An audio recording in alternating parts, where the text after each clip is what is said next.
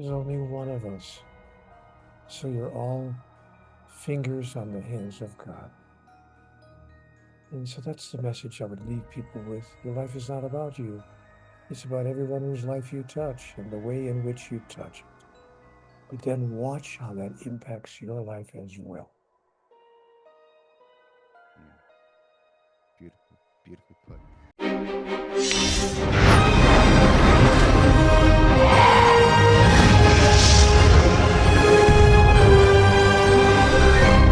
Welcome to Far Out with Faust, everybody. I am Faust Chicho, and I'm so excited to share this podcast with you guys. This has been a dream of mine for years now, since I started. And my guest today is none other than Neale Donald Walsch. For those of you who don't know Neale, he's the author of the Conversations with God books. Those books have been translated into over 37 languages, and they've touched millions and millions of people around the globe. Neale has written over 40 books on spirituality. Conversations with God, the first one, spent 2.5 years on the New York Times top 10 bestseller list. Conversations with God has redefined and shifted spiritual paradigms around the world. Neale's story is absolutely incredible and extraordinary in every way. If you don't know it, sit tight. You're in for a heck of a ride. So as I was telling you, Neale, I have I I've read almost every single one of your books, and they absolutely changed my life in profound and wondrous ways. You probably get that a lot, but it's a great honor for me and a dream come true to finally be talking to you. It's something that I've been, daydreaming about and hoping to do for many years.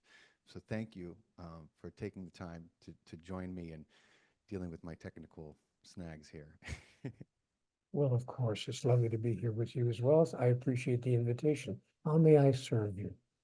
um, well, I know that we are going to talk about your new book, um, God Talk, and I'm excited about that. I just read that, but I thought I thought it would be great for my listeners to have a little bit of a background, which with you I know started in 1992 when this you you picked up your legal pad and a pencil and you started writing, and what happened after that was pretty incredible, and I just thought that'd be a wonderful place for, if you could briefly touch on that.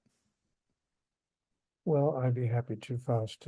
The experience you're discussing, that you're describing, uh, I have called a conversation with God because it happened after I went through the worst 10 days of my life in terms of negative events.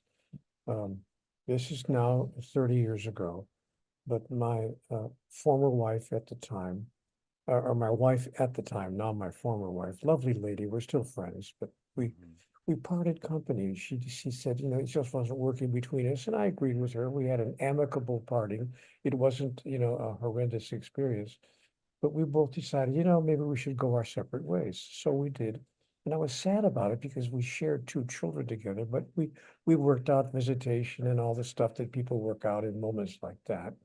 And we did so amicably. So I thought, okay, it could be worse.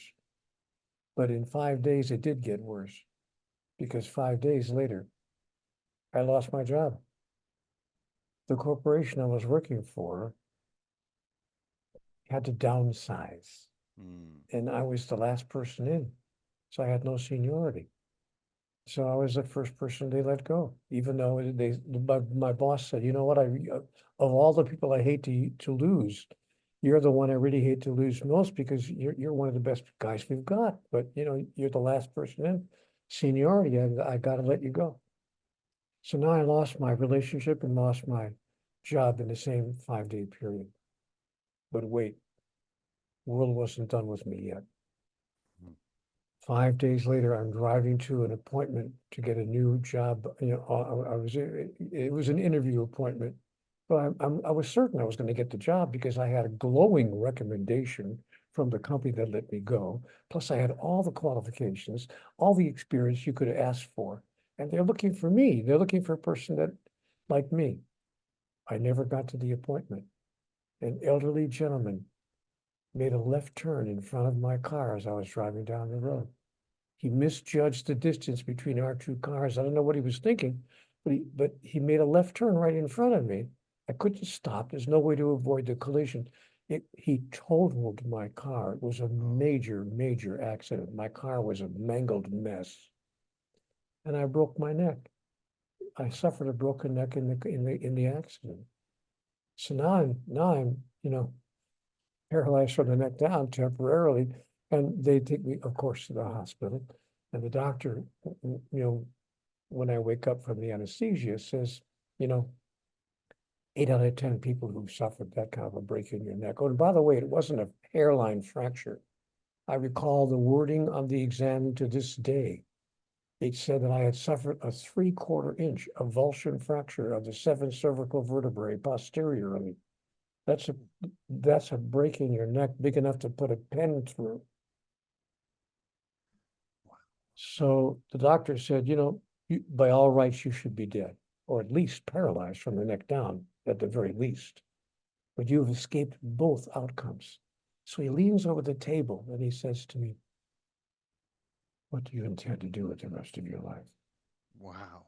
Because you've been given a 1 in 1,000 gift. You shouldn't even be here. So I went to my little rented apartment and I tried to figure out, what I could do with the rest of my life.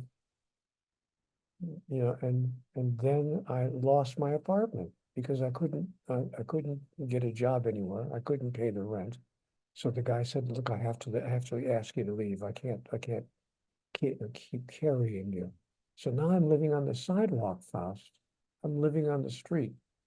The great American nightmare. I'm living on the sidewalk, Wow. sleeping on the ground, trying to find a piece of grass where I can lay down at night, sleeping in the rain, sleeping in the snow, sleeping in the cold. This went on for a year, not for 2 or 3 bad weeks. Wow. I didn't Or, know it went or on that long. yes, 2 weeks shy of 1 year. I was out there on the sidewalk, going from person to person with my hand out, begging for just a couple of coins, whatever you might have in your pocket. I'm sorry to have to ask, but if I could, and one guy said to me, all I have is a couple of quarters. I said, you know what? If I got a couple of quarters from everybody I asked today, I Mhm. could actually eat something by 4 o'clock. Please give me the quarters. Yeah. And he gave me two quarters, 50 cents. And I managed to eat that day, and I managed to live that way for a year of my life. Then I finally got a part-time job somewhere. Because now you got to understand, I'm wearing a Philadelphia collar. I'm wearing a therapeutic device. Nobody would hire me Oh. because they all, and one guy finally was honest with me after the 7th interview I went to. This guy says, Neale, Mr. Walsh, we can't hire you when you're wearing a therapeutic device like that in your neck. One wrong move on the job, we're paying your medical bills for the next 15 years. We can't do this. Wow. Come in here when you're, full bodied, Mhm. and we'd hire you in a minute. So now I'm out of work. I'm out of a house. I'm living on the sidewalk. But I finally got a part-time job, as I mentioned a minute ago. Finally, just a little weekend job. I was a weekend fill-in guy, but at least I was making enough money to afford a 1-room flat above somebody's garage. My gosh, Faust, Mm. I was out of the weather. I was out of the snow. I was out of the cold. And guess what? The 1-room flat even had a bathroom. Wow. I didn't have to find a way to relieve myself in the woods Right. somewhere. So it was like heaven to me. But I woke up one morning at 4 o'clock in the morning, angry with life itself. And I wrote an angry letter to God. I had a yellow legal pad on my coffee table that I was using to make lists of things I wanted to do. And I wrote an angry letter to God. Dear God, what does it take to make life work? What have I done to deserve a life of such ongoing struggle? And I remember writing, Faust, tell me the rules. I'll Mm. play this game. Just give me the rules. How does it work? What do you want from me? And that's when I heard a voice in my head, Neale, relax. Mhm. Just take down what I'm going to tell you. I'll answer every question you ever had. And I'm thinking, I'm imagining this, but I thought, well, whatever. So I started asking questions about everything, about God, about life, about sex, about relationship, about right livelihood, about health, about diet, about parenting. I asked questions about everything and I got answers. And I started Sure. writing those answers down. And one of the things I was told in that first dialogue that I had, this dialogue went on for 2 or 3 days, by the way. Every morning I'd be awakened at 4:20 in the morning. And I was told in the dialogue, you will make of this one day a book, and it will be accessed by many people. And I thought, no, that's not gonna happen. Okay. Nobody's gonna publish. No publisher is gonna say, oh, wow, hey, hold the presses. I got a guy here who's talking to God. Yeah. He's never It's written a not, book before, but hey, he said he's been talking to God. We should give him a chance. yeah. Be crazy. And so on a dare, I had my notes typed up by a stenographer. She read a few pages of my handwritten notes, so she agreed to do it for nothing because she found it interesting. Wow. So she typed up the whole manuscript of all my handwritten notes, and we sent it off to a publisher, actually to 2 or 3 Hmm. publishers. By golly, if one of those publishers, it wasn't a major publishing house like a Random House or Hmm. Putnam, but it was a publisher on the East Coast, a small independent publisher, and they called and said, we want to publish your book. I said, you're kidding me. He said, no, Wow. no, no, we think it's a great work of fiction. It's a wonderful story about a guy who's having an argument with God. I said, whoa, wait a minute. This is not a book of fiction. You're not going to publish it as a Yeah. fictional work. He says to me, are you telling me you think this actually happened to you? I said, yeah, I didn't make it up. Yeah, this is my real life experience.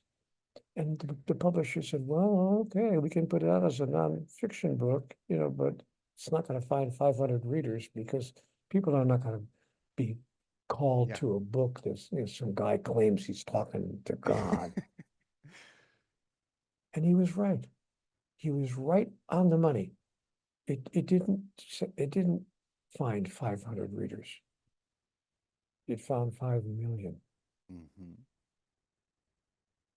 Yeah. in 37 languages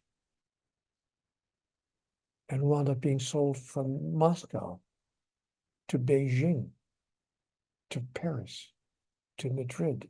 It was in 37 languages all over the world. I don't even know what happened, except that God told me it would happen. So I wound up having a little bit more faith in what I was being told.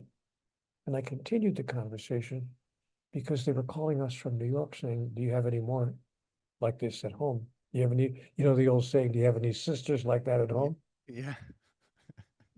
So I continued sending the material to publishers in New York, and they continued publishing book 2, book 3, etc. And that went on until I wound up with 9 books of back and forth dialogue. That's my story, and I'm sticking to it. Any other questions?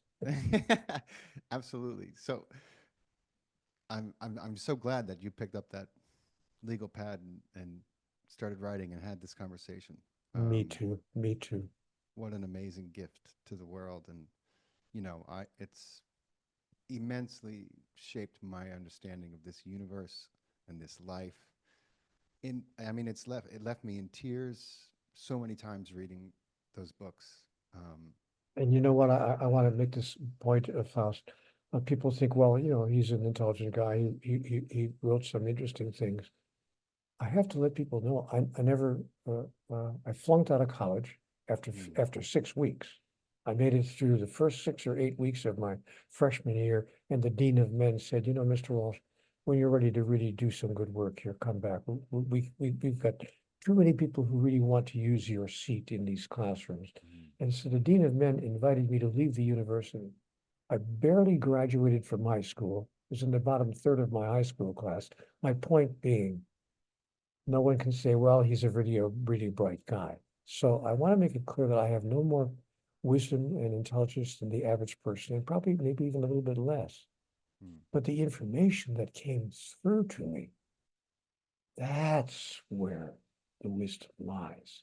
All I did, Faust, was take dictation. Mm. Um, I can attest to that. Having read Neil's books that are both in dialogue and not in dialogue, the books that are in dialogue have a, I don't know what to call it besides a perfection to their prose, that is much harder to find in Neil's.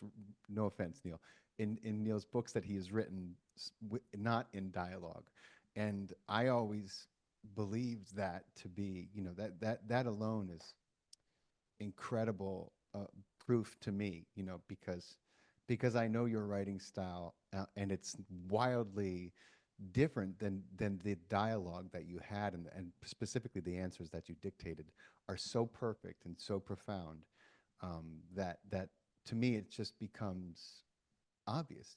Like the answers are so perfect. The questions are awesome as well, but the answers, they're just so succinct and so perfect. So I just thought I would. I have to vouch for what you're saying. It's absolutely true. You're not. It's not like you were a writer or a creative writer before you wrote these books. In fact, I think you said. I think you thought about writing a book or two in the past, but you never actually sat down to write anything, right? That's correct. I should say this much. I had made a living as a reporter for a newspaper.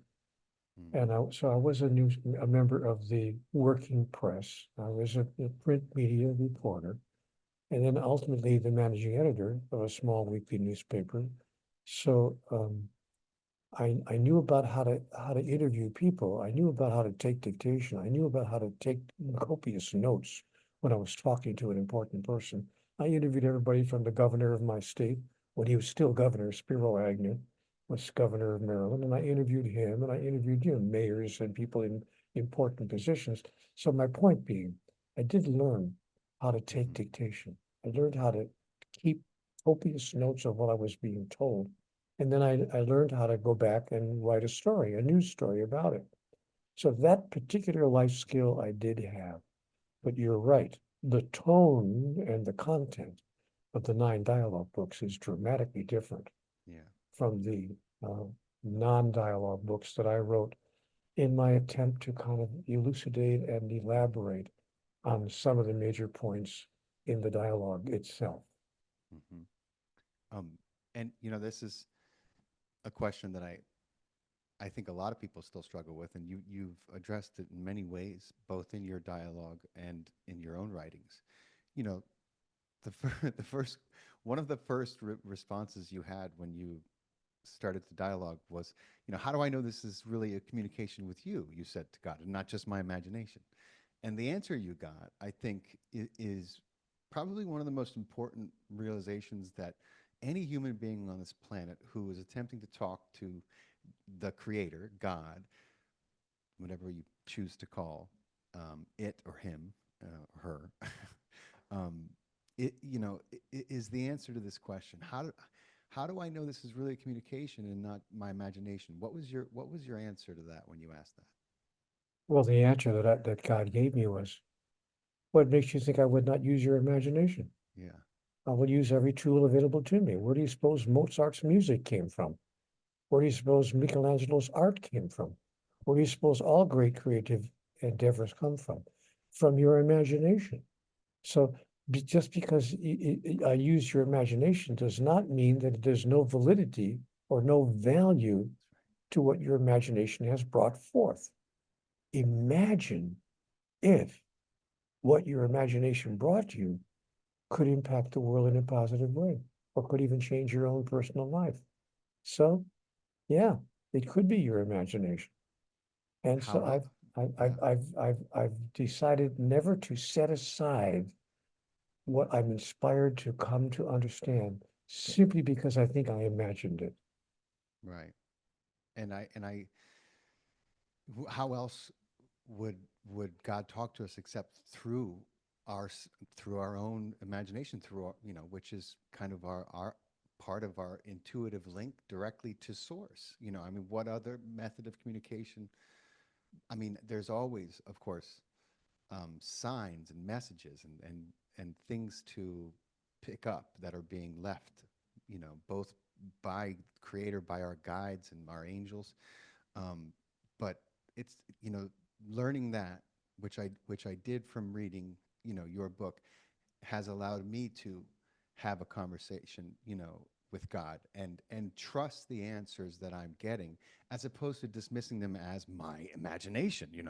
I mean, probably just me talking to myself. Well, I mean, but if you ask for an answer and then you're quiet and one comes to you, what else are you waiting for? I think Yep. there's Yep. people are always think that the voice of God is going to be, come thundering in. I don't know what they imagine, but it's like they dismiss what is the answers that they do get, and that's a mistake.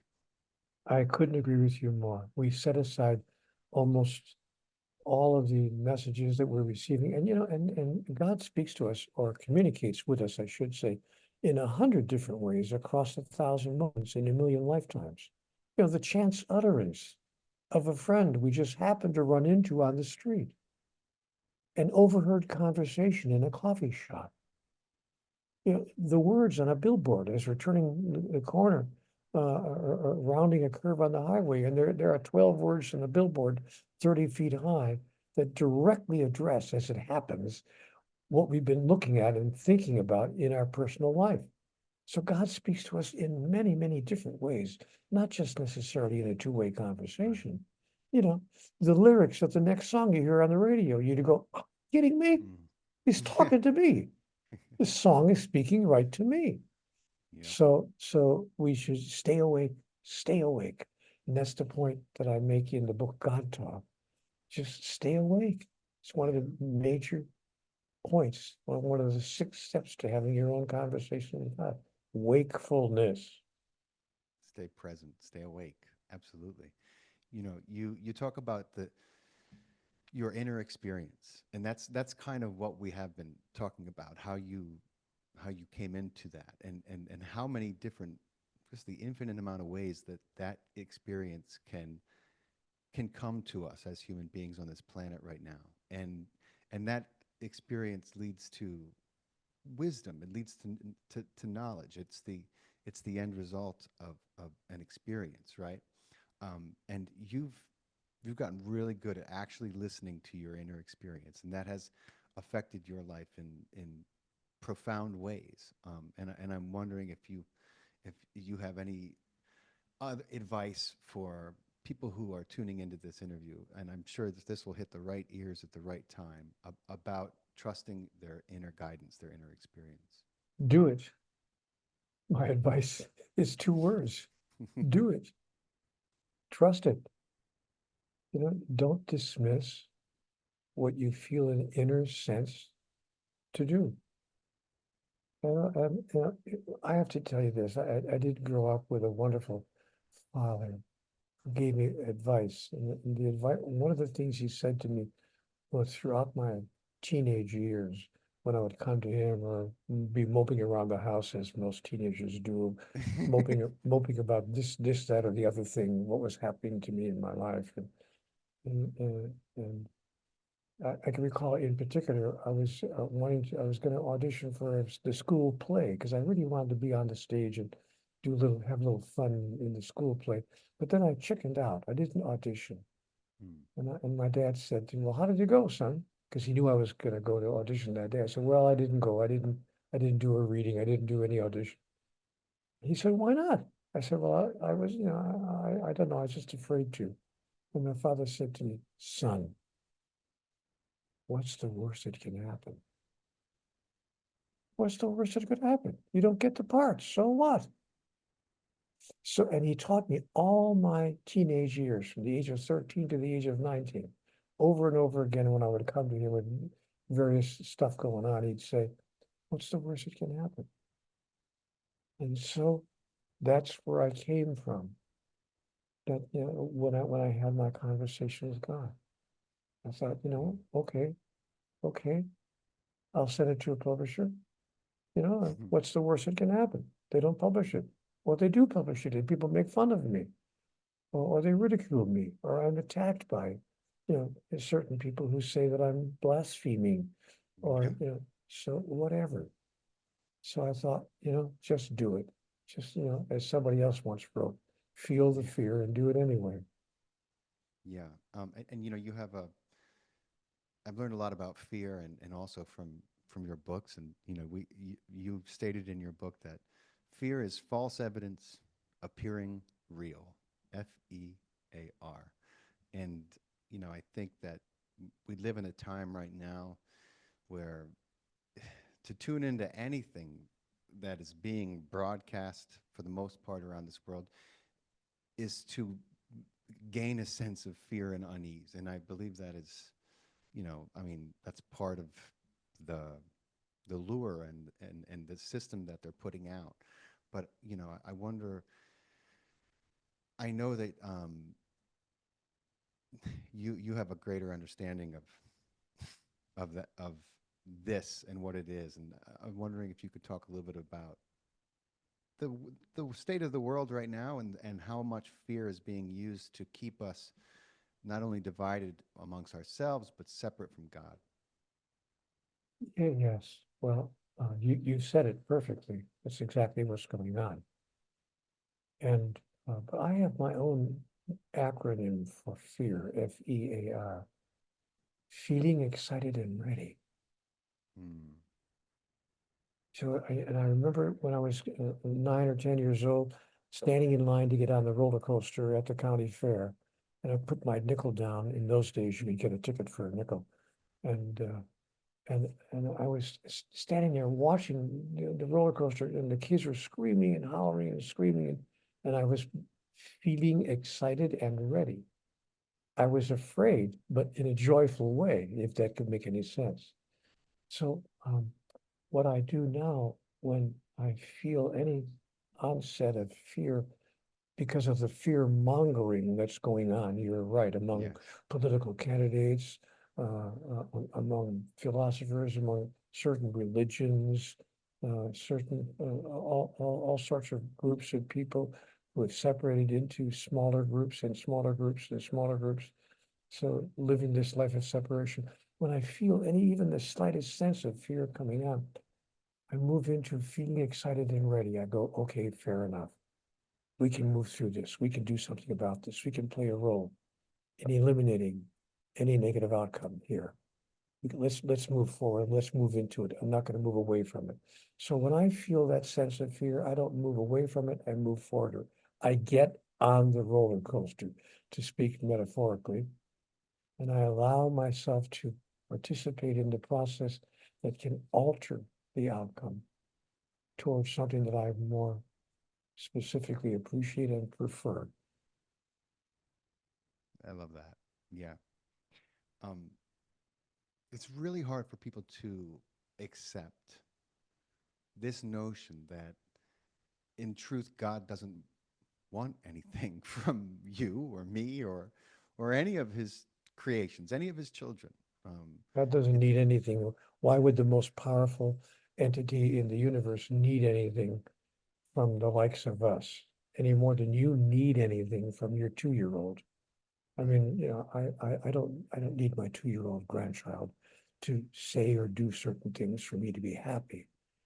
I am happy by certain things that they may do, but I don't need it to occur.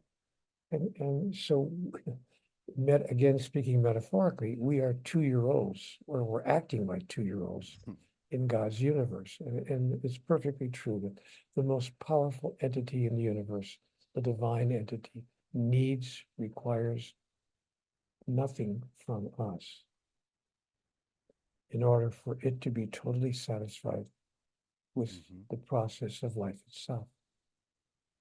So when we eliminate the thought that God doesn't, not only does God not need anything, but least of all does God command anything. Right. God doesn't demand that we act a certain way or belong to a certain religion. I got to tell you something very sad, Faust. Tell me. I was raised a Roman Catholic. Me You too. know, and I was told when I was 9 years old that if you're not Catholic, you're not going to heaven. You're doomed. Yeah. I couldn't, I could, you know, of course, at the age of 9, I accepted that as truth because, the guy's in the front of the room telling me this. He's a Mhm. priest and he should, so he was the authority figure. And then the nuns who taught class. So I actually believed in a God who said, either you belong to a particular religion or you're going to hell.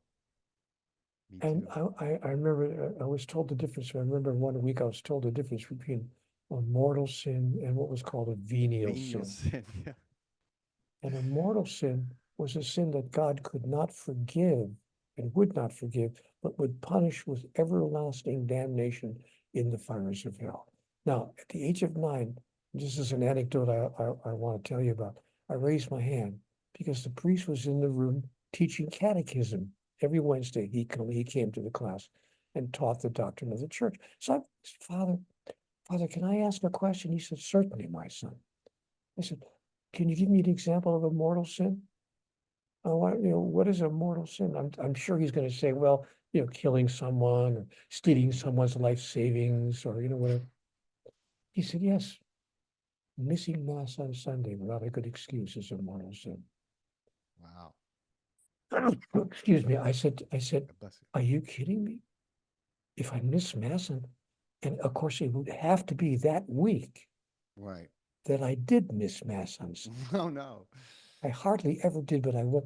I missed mass on Sunday because the playground was having the softball Mm. game, the World Series of softball at our playground, and my team captain says, "Neale, you're going to come out and play. You got to play right field for us. Come on, man. You can't miss the Can't game." miss the game. No. So, and it started at 11 o'clock and so did mass. So I went to the game. I missed mass. Well, now I'm thinking, God, if I don't get to confession Yeah. and confess this sin and say my penance, 3 Our Fathers, 3 Hail Marys, 3 Glory Bees, Right. I'm You're going to be, doomed. I'm doomed. I'm going to hell for eternity Yes. for missing church 1 week. And so I thought about that for a long time. And as I grew older, I thought, wait a minute, wait a minute. There's something we don't fully understand here, the understanding of which would change everything. God cannot possibly require us to belong to a certain religion and to not miss 1 week of services, and we spend eternity in hell. Mhm.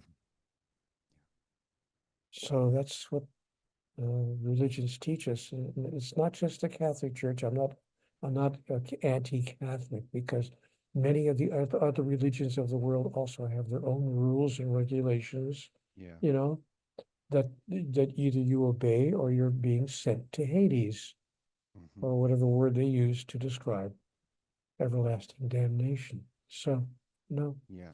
we finally have to reach a decision.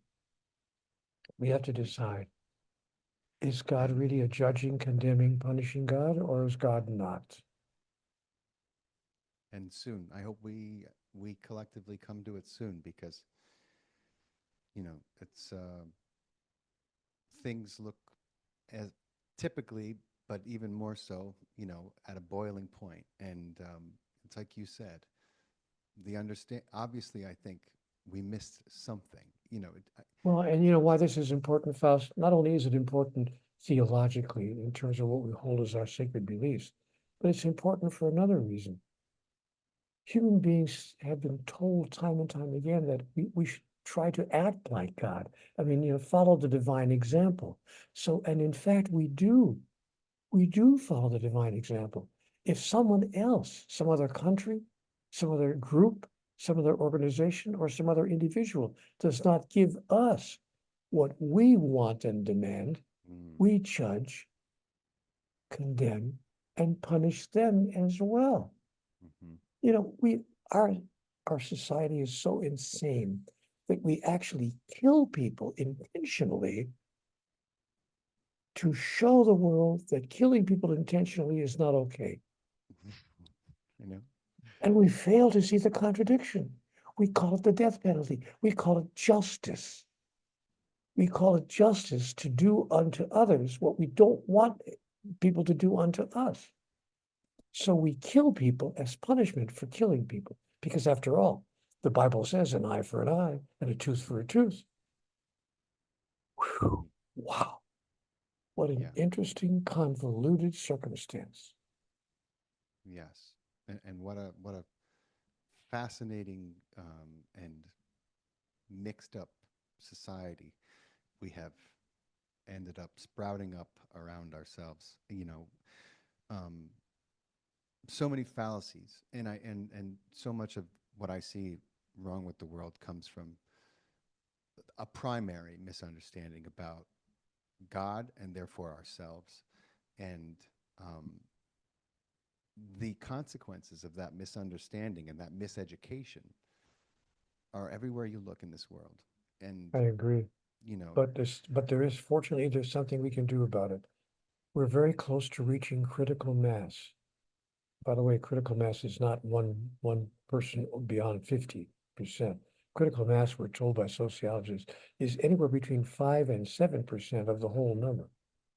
And so we're very close to reaching critical mass in the number of people who said, wait a minute, this is not really the way it is. And there's a new way to be human. There's a new way to live our life. There's a new reason that we are here.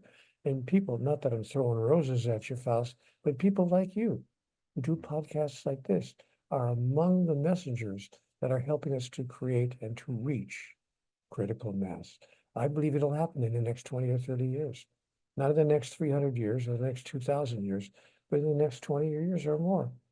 Shortly, relatively speaking, on the human scale of time, within the next 20 or 30 years, I think we're going to reach critical mass and we're going to change our idea about who we are, why we're here, who and what God is, and what's really going on in this universe. Because there's more going on than meets the eye. Or as my friend Bill would have said, Bill put it perfectly in his wonderful book, his wonderful play. Hamlet.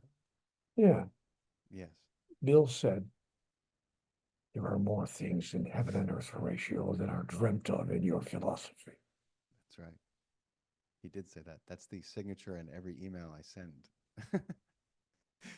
Ironically, coincidentally, air quotes for my listeners.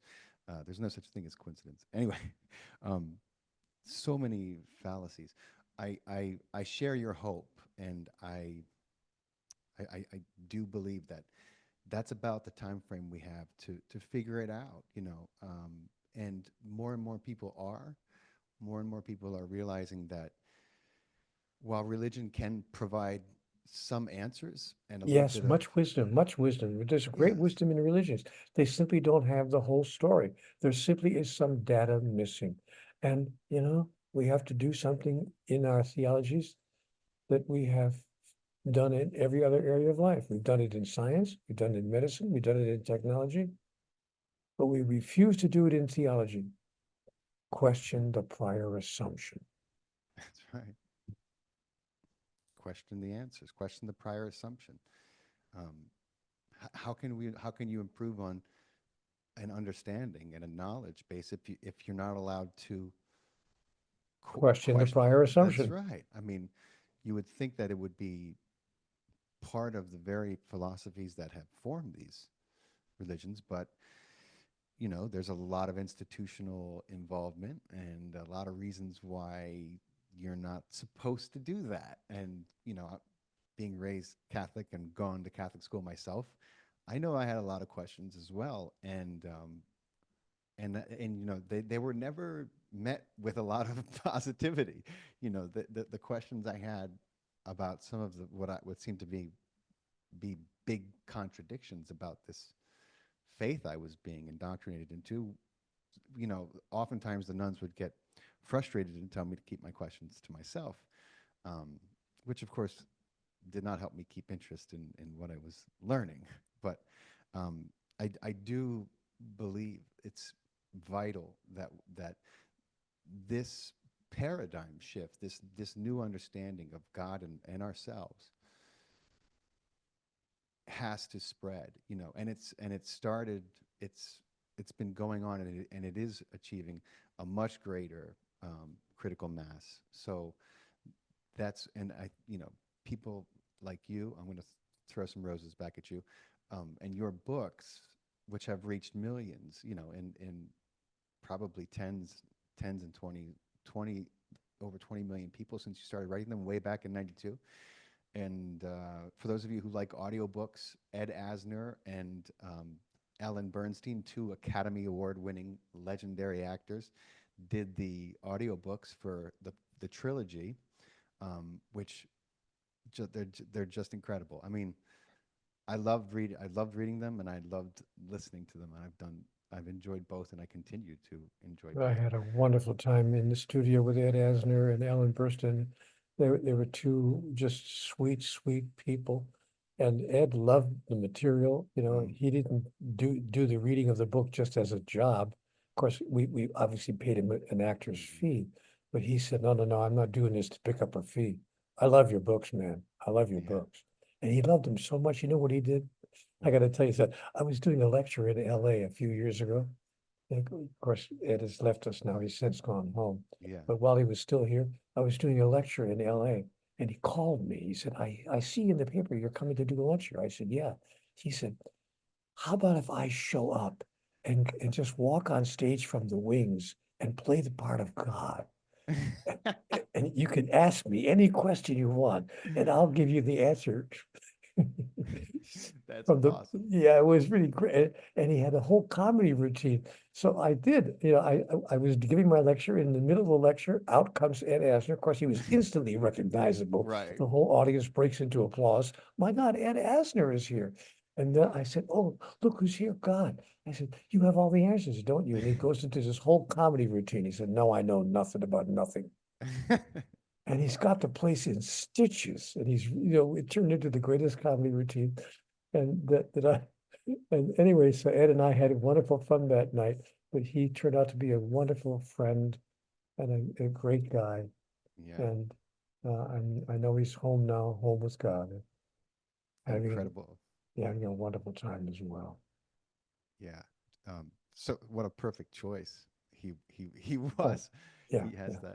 that awesome gruff, and Alan Bernstein, of course, is just perfect for the feminine side of the reading. And I love the way you broke that up. And people have a hard time understanding that, or I think maybe believing that, of course, not God is everything. It's the totality. So that to say that it's a he or a she is not exactly accurate. It's Yeah, all and I had it's to fight with the audio book publishers because they didn't want to use two voices because they said uh it would increase the cost of the production. Because, and I said, no, no, no, you don't understand. We're gonna have a female voice and a male voice. I refuse to fall into the paradigm that says that God is only male. So we broke up the dialogue. And in some cases, we actually had a sentence that started with Ellen and mm, ended with Ed. And another sentence, Ed would start and Ellen and they were so two great actors playing together. yes, So he would start the sentence and she'd finish the sentence. It was really a magnificent it was. performance by these two sweet people. It was. I'm still enjoying it to this day, because sometimes I'm on a commute, and instead of grabbing the book, I'll just listen to it because it's so good. Um, but a lot of fallacies, and I remember your book brought great relief to me reading it, and it resonated so profoundly with me, um, that I don't know how to explain it.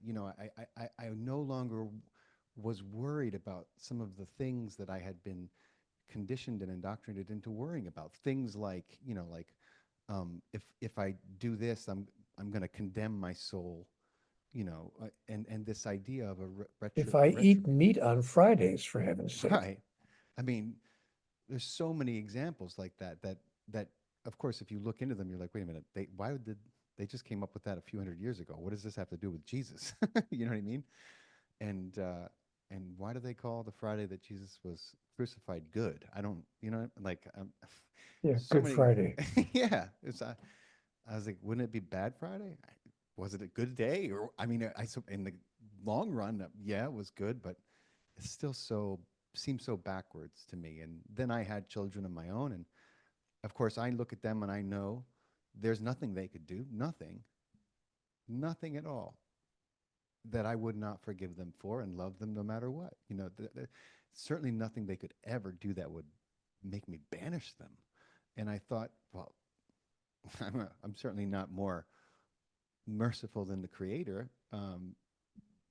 So how could I possibly attribute that kind of behavior to this divine entity that knows all, is all, and has put all of this into existence for us. And that was a real big eye opener for me. That moment, I remember.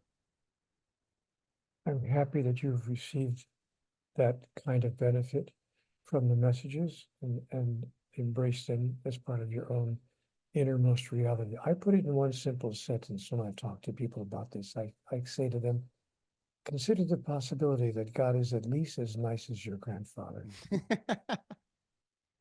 Yeah. Yeah, so I call him Grandpa God. It's true.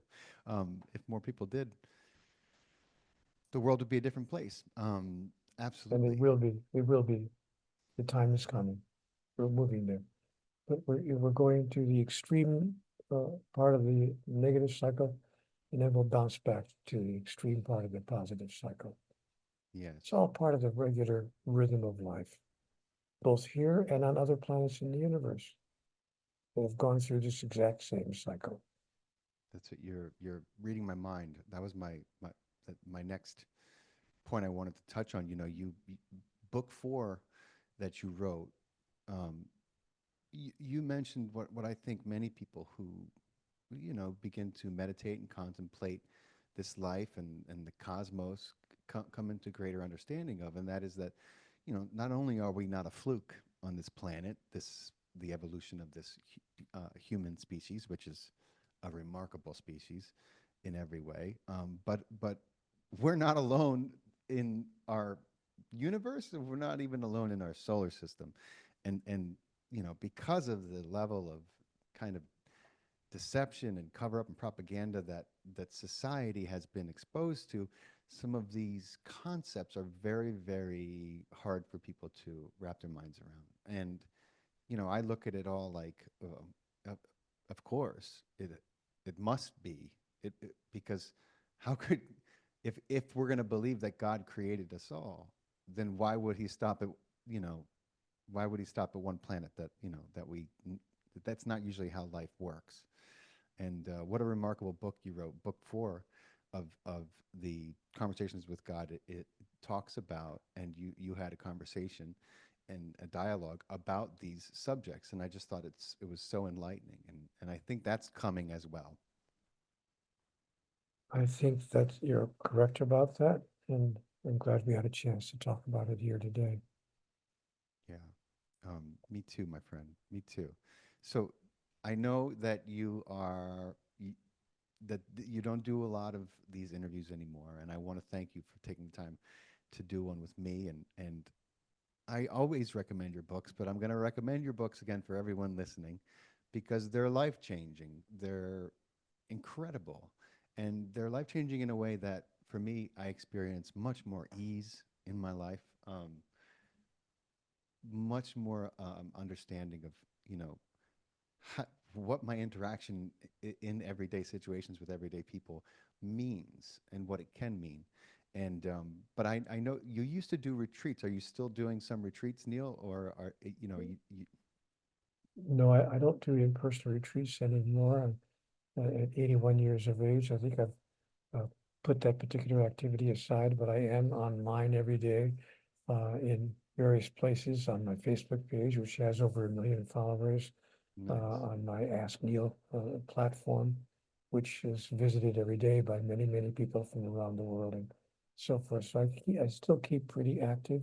Oh, and thank you, by the way, for all those wonderful things you've just said. Oh, you're Yeah, your check is in the mail. welcome. All right, I need it. Um, Thank you. I appreciate it. Um, so, in closing, wh- what would you share with our audience, the ones that have stayed with us? What advice could you give them that they could take with them? The advice that God gave me, she said, Neil, your life is not about you. It's about everyone whose life you touch and the way in which you touch it. But when you live into that truth, you will experience it in a universal way, that at a cosmic level, your life is about you for an elegant reason. There's only one of us in the room. That's right. There's only one of us. So you're all fingers on the hands of God. And so that's the message I would leave people with. Your life is not about you. It's about everyone whose life you touch and the way in which you touch it. But then watch how that impacts your life as well. Yeah. Beautifully, beautifully put. Um, for everyone who is watching this video on YouTube, please don't forget to hit the subscribe button. If you're not following Neale on Twitter, I'm constantly retweeting and reposting his twit, I guess tweets you would call them, where he shares his wisdom and thoughts periodically throughout the day. Check out his Facebook page. Check out mine while you're at it. I don't have as many followers as Neale yet, but I'm working on it. And Neale, God bless you, man. Thank you so much. I love you, pal. I Thank appreciate you, everything Faust. you're doing and continue to do, man. And it's a Thank you, great. my friend. Oh, Lovely to be here. you're welcome. Thank you so much. Thanks everyone for listening. Bye for now. Okay, my friend. Bye, Neale.